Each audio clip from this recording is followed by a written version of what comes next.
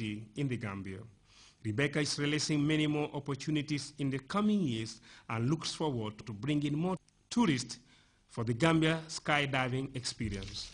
It's a very beautiful country. I love the people. It's very nice here. We are very welcome. With this radio on his neck, Marcus Bastow communicates with the divers from the shooting to the landing point. It's the radio, which makes it easy to have a contact with the pilot, so we can share information like, for example, how many minutes he has until he can start the dropping. As divers drop from the sky in style, the Gambia Fire and Rescue Team patrols the water. They were there to offer help in case of wrong landing into the water. With the rescue tube and a throw line, they watched from their boat, but their day wasn't laborious, as the 19 skydivers landed in perfection, much to the delight of the onlookers. Louis Mendy, Grts. We'll be back with news from outside the Gambia after this break. Patronage of His Excellency the President, Professor Dr. Alhaji Yahya AJJ Jan, the organizing committee of the Miss 22nd July Scholarship Pageant proudly presents the finals of the 5th edition of the Scholarship Pageant, taking place on Saturday, December 7, 2013 at the Benjamin Hall Paradise Suites Hotel. The Scholarship Pageant is geared towards promoting excellence among girls in line with Vision 2020 for sustainable growth and development. The pageant is a display of academic potentials, talent, and beauty. The theme for this year is promoting positive attitudinal change for sustainable development, the role of the youth. Support the Miss 22nd July Scholarship Pageant as the scheme will benefit all and sundry.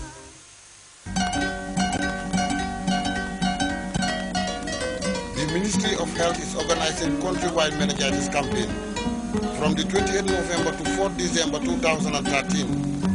Persons 1 to 29 years will be vaccinated.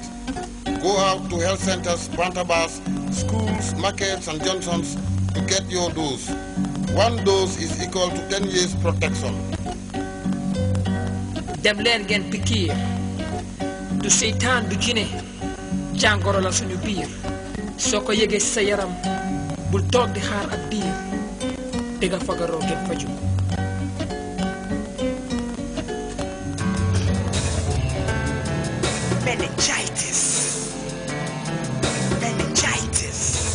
It's the Block Entertainment.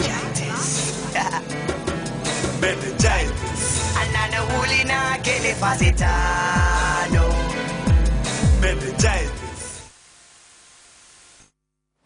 Welcome back. 50 years ago today, and barely midway through what was a glamorous presidency, John F. Kennedy was assassinated in Dallas, Texas. Half a century on, thousands of Americans gathered in different parts of the United States to mark an event that forever changed American political history. We have details on how people assembled to mark today. Place on these streets and the baggage and the burden that came with all of that, and city leaders are hoping that this event will put a lot of that to rest, that they will show that they are coming here to honor the life and legacy of President John Kennedy, who is still considered one of the most popular presidents in the history of the United States, and they're hoping that this event being done for the first time officially in the city will go a long way to kind of put that to rest and put that bad baggage behind them, if you will. And a lot is planned there too. The statue. Tell us what's on the agenda. Organizers say that... Well, there will be a moment of silence. The program starts here in about a half an hour, and it's really a very simple program.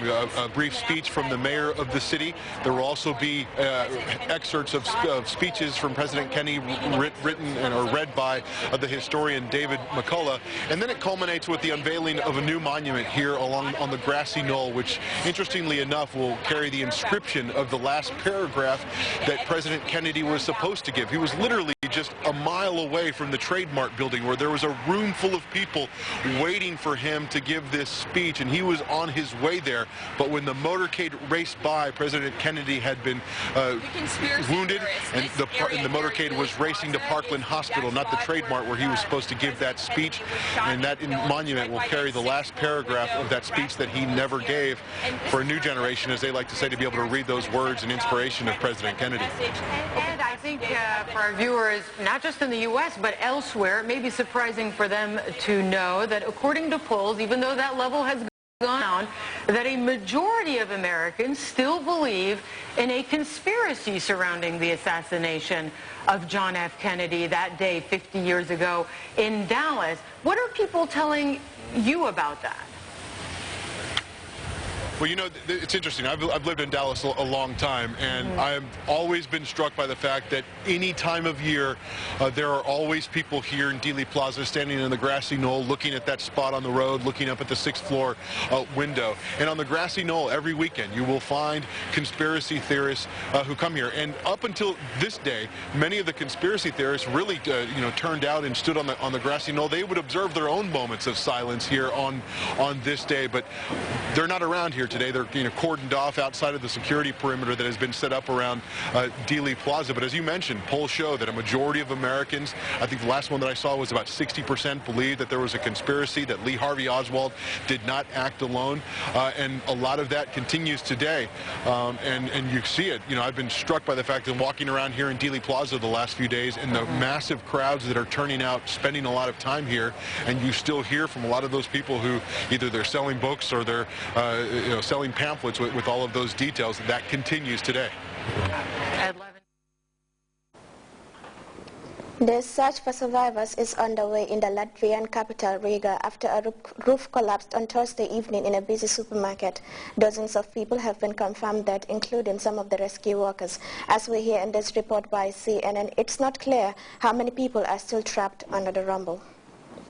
Used there. There are people apparently who are on the scene who are trying to reach their relatives who might still be trapped inside the rubble on their cell phones to see if they can get through to them anyway, to see if they might still be alive. And at the same time, you still have the rescue crews there on hand that are now using some very heavy cutting equipment to try and get some of that steel, get through some of that steel and concrete that of course has collapsed. It's a very delicate operation because on the one hand, you have to make sure you have enough power to cut through all that, but you also don't want to injure the people who might still be buried beneath or perhaps cause all of that rubble to shift and possibly crush people. Again, the authorities say they believe that the death toll could continue to rise. Let's look at what happened throughout the night.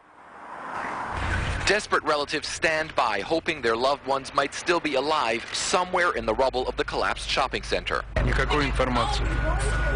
I have a wife in there, this man says. There is no information about her, whether she's dead or alive. Wherever I call, there is no information. Do you still believe she's alive, the reporter asks. Of course, I must believe, he says. But for many, there is tragic certainty that their loved ones were killed. Dozens have been confirmed dead, with the toll rising throughout the night. Eyewitnesses say the Maxima shopping center collapsed like a house of cards while the store was busy with shoppers on their way home from work. And when first responders arrived on the scene, further portions of the roof fell, killing several firefighters. We are still working inside, one of the heads of the rescue operation says. The situation may change all the time. Falls are happening from time to time. Therefore, it's very dangerous to work inside. Crews began clearing some of the rubble as rescue efforts were ongoing. The Maxima shopping center was completed just 2 years ago and was even named among the top 3 building designs in all of Latvia. It's not clear what caused the collapse. Some say it might have been faulty construction or building materials stored on the roof. Police have started the investigation already, Latvia's Prime Minister says. The criminal process has started about violating construction norms, which has caused serious consequences. The Maxima shopping center was one of the symbols of the new up-and-coming Latvia, a country that's seen strong economic growth in the years since the end of Soviet rule, but remains among the poorest countries in Europe. Now Latvia is left to clear the debris, investigate what happened, and to mourn those who lost their lives in one of the worst tragedies this nation has seen in recent times. We now take our second break. Home, a building or structure that functions as a habitat for humans.